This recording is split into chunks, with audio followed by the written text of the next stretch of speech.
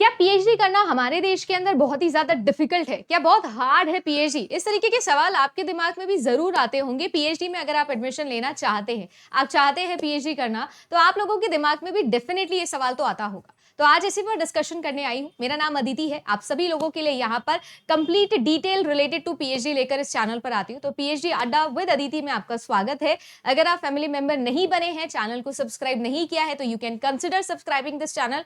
अगर आपको लगता है कुछ मीनिंगफुल आपको यहाँ पर देखने मिल रहा है तो स्टार्ट करते हैं आज का कॉन्वर्सेशन। और आज का कॉन्वर्सेशन है पीएचडी हार्ड है या नहीं है इसको लेकर। सबसे पहले तो है या नहीं है वो मैं नहीं डिसाइड करूंगी, मैं आपको सिर्फ डेटा दिखाऊंगी और आपको फिर बताना है कि आपके अकॉर्डिंग वो हार्ड है या नहीं है। सबसे पहले 2021-22 के डेटा के ऊपर डिस्कशन करते हैं। स्पेशली अगर मैं 21-22 की बात करूं तो अभी तक जो latest all India survey for higher education हमारे देश में हर साल होता है, उसका अभी 22 तक का डेटा जो है वो हमारे पास में रिपोर्ट आ चुकी है। 23-24 की अभी अभी आने वाली है। तो मैं आप लोगों को ये बता देती हूं कि हमारे देश के अंदर अगर पीएचडी एनरोलमेंट्स की बात की जाए तो लगभग 2.13 लाख लोग हैं जिन्होंने पीएचडी के अंदर एनरोल किया था। डिफिकल्ट है या नहीं ये जान के आपको तब समझ में आ जाएगा कि उसमें से कितने पीएचडी होल्डर्स है 2022 के, वो आपको पता चल जाए। तो 24,000 यानी कि 24,000 मात्र आप लोगों की टोटल जो है वो पीएचडी होल्डर्स हैं जो हमारे देश के अंदर निकल के गए हैं। अगर यहीं पर मैं आप सभी लोगों को बात करूं कि इंडिया के अंदर बात की जाए तो अगर 25 साल की उम्र से लेकर 67 साल तक की उम्र के अंदर जितने भी लोग हैं जो कभी भी यूनिवर्सिटी गए हैं किसी भी लेवल पर, उनमें से बात करूं तो मात्र 1% होता है जो डॉक्टरेट डिग्री कंप्लीट करता है। अब वो एनरोलमेंट वाइज देख लो या एनरोलमेंट के बाद में थीसिस लिखने तक का प्रोसीजर देख लो। तो डिफिकल्ट है या नहीं है ये आप खुद जज करिए।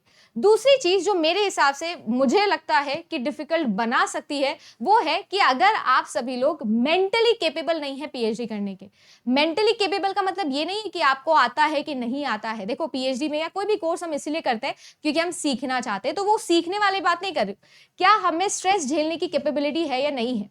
सबसे इंपॉर्टेंट चीज जो होती है वो इस पीएचडी के पूरे दौरान होती है कि किस हिसाब से हम स्ट्रेस को झेल पाते हैं।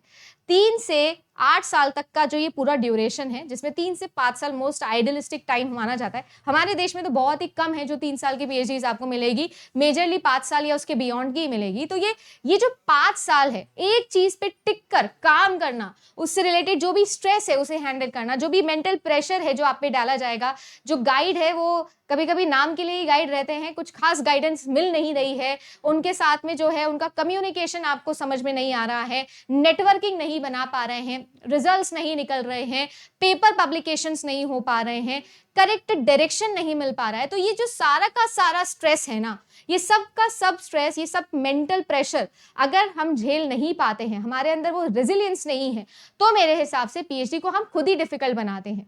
तो इसका सोल्यूशन क्या है? इसका सोल्यूशन ये है कि अगर आप पीएचडी में ऑलरेडी जाना चाहते हो तो सोच समझ के जाइएगा।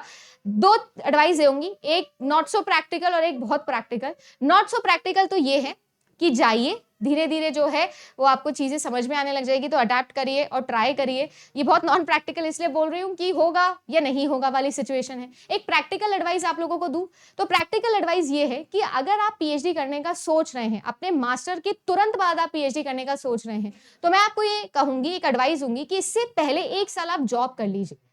जेन्युइनली बता रही हूँ, करके देखिएगा। 1 साल जॉब कर लीजिए। जॉब एक्सपीरियंस के बिहाफ पर भी आपको आपकी पीएचडी के अंदर बहुत सारा फायदा मिलने वाला है डेफिनेटली। पर 1 साल जब आप वो जॉब कर लेते हैं तो उस 1 साल के अंदर आपका जो सोर्स ऑफ अर्निंग है वो थोड़ा बेटर रखिए और थोड़ा मनी जो है वो स्पेयर में रखिए। साथ ही साथ वो एक जो जॉब करने का जो क्रेविंग होता है अपनी पढ़ाई कंप्लीट करने के बाद में, वो भी आपका थोड़ा शांत हो जाएगा। तो अगर जॉब के तुरंत बाद आप जाते हो या जॉब के बाद, जॉब करने के बाद में आप पीएचडी करने जाते हो, तो आपको काफी बेनिफिट मिल सकता है। या फिर आप जॉब नहीं तो वो जो फेलोशिप अमाउंट है ना, जो रिसर्च फेलो बन के आपको मिल सकता है, आप उसकी तरफ जाने का सोचिए, आपको उससे भी काफी फायदा मिलेगा। मैं ये सारी चीजें इसलिए बोल रही हूँ क्योंकि हम एक ऐसी सोसाइटी के अंदर रहते हैं जहां पर एक लिमिट के बाद में, एक टाइम के बाद में मॉनेटरी बहुत सारे क्वेश्चन मार्क्स है जो हम अपने आप पर लगाना स्टार्ट कर देते हैं। मैं बाकी सोसाइटी प्रेशर की बात नहीं कर रही हूँ कि भाई क्या कर रहा है क्या कर रहा है, वो नहीं, मैं ये बोल रही हूँ हम अपने आप को लेकर भी ये सोचने लगते हैं, यार मैंने इतना पढ़ाई किया, आखिर मैं कर क्या रहा हूँ या कर क्या रही हूँ। तो मैं आपको एक बहुत प्रैक्टिकल एडवाइस दे रही हूँ, ये जरूर करके देखिएगा। इससे वन सबसे बड़ा बेनिफिट आपको ये मिल जाएगा कि आपको आपके डोमेन का थोड़ा आइडिया लग जाएगा, आपको ये भी समझ में आ जाएगा, क्योंकि करने के बाद ही समझ में आता है कि यार ये करना है कि नहीं करना है, तो आपको ये आइडिया लग जाएगा। दूसरा, थोड़ा पैसा स्पेयर में हो जाएगा, तो आपको ये नहीं रहेगा कि ठीक है अगर 40,000 रुपए महीने भी आ रहे हैं तो ठीक है, लेट्स सी, है ना। आपको ये पता लग जाएगा कि आपको आपके सब्जेक्ट में इंटरेस्ट है या नहीं है। ये सारी चीजें उस पूरे 1-2 साल के दौरान आप लोगों को समझ में आ जाएगी। कुछ सोच समझ के ही जेआरएफ का सर्टिफिकेट भी 3 साल के लिए वैलिड ही बोला हुआ है। इसका मतलब ये नहीं होता है कि जैसे ही नेट क्वालिफाई किया, जेआरएफ क्वालिफाई किया, ये तुरंत पीएचडी कर ली। सोचिए, समझिए और फिर डिसीजन लीजिए। डिफिकल्ट है या नहीं है वो तो आप कमेंट करके बताइएगा। ये मेरा एक परसेप्शन था जो मैंने यहाँ पर आपसे डिस्कस किया। हाँ, बट मैं ये जरूर बता सकती हूँ, अकॉर्डिंग टू डेटा थोड़ी तो डिफिकल्ट है, और अगर इस डिफिकल्ट को आप आसान बनाना चाहते हो तो सही गाइडेंस बहुत इंपॉर्टेंट है। कोशिश करूंगी जो भी मैंने सीखा है या जो भी मुझे समझ में आता है वो आप लोगों से डिस्कस करूं। लगता है कि ठीक है तो वीडियो लाइक करेंगे, चैनल को सब्सक्राइब करेंगे। मिलेंगे अगली क्लास के अंदर। Thank you so much and good luck.